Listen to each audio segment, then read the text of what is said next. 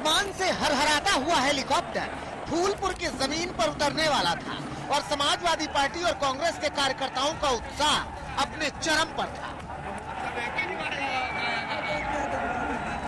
अखिलेश यादव और राहुल गांधी फूलपुर में संयुक्त रैली करने पहुंचे थे, समाजवादी पार्टी के प्रत्याशी अमरनाथ मौर्य के प्रचार के लिए, लेकिन भीड़ बेकाबू हो गई। अखिलेश और राहुल से मिलने की लालसा ने भगदड़ मचा दी।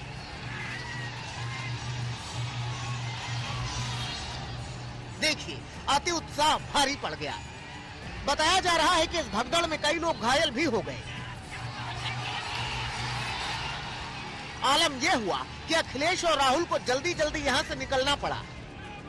जिस तरह से फूलपुर में अपने नेता अखिलेश और राहुल को नजदीक से देखने उनके समर्थक उमड़े थे, ऐसा ही जनसैलाब प्रयागराज में भी देखने को मिला। अखिलेश भी भीड़ का उत्साह देखकर प्रसन्न थे। ये उत्साह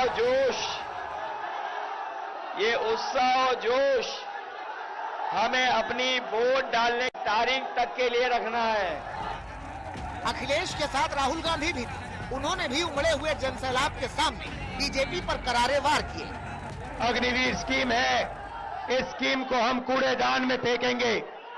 जो पुराना तरीका था, एक तरीके के शहीद, पेंशन, कैंटीन जो हम सब जवानों को देते थे, वही हम फिर से करेंगे। अग्निवीर को हम बंद करेंगे, खत्म करेंगे, कूड़ेदान में फेंकेंगे। अखिलेश और राहुल को उनके समर्थक नजदीक से देखने के लिए उतावले थे। इधर बीजेपी का दल भी जोरदार प्रचार कर रहा था। योगी आदित्यनाथ विपक्षी नेताओं की तुलना रावण से कर रहे थे। इनके कारनामे तो रावण जैसे ही है। आप सोचो, कांग्रेस ने अपने समय में क्या कहा राम हुए ही नहीं। इनके एक बुद्धिदाता कहते हैं, क्या कहते हैं? कहते राम का मंदिर भारत में नहीं बनना चाहिए। यूपी के चुनाव में धर्म एक बड़ा मुद्दा बना हुआ है और इसी को हथियार बनाकर योगी आदित्यनाथ विपक्ष पर प्रहार कर रहे हैं। ये चुनाव तो राम भक्तों के बीच में और रामद्रोहियों के बीच में है।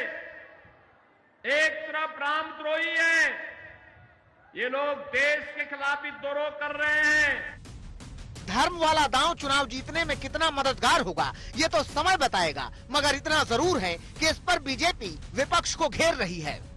इंडी गठबंधन वाले धर्म के आधार पर आरक्षण देना चाहते हैं।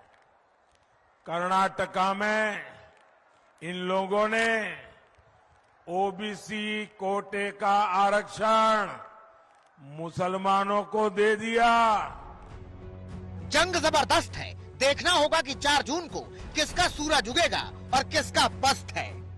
प्रयागराज से आनंद के साथ आज तक ब्यूरो।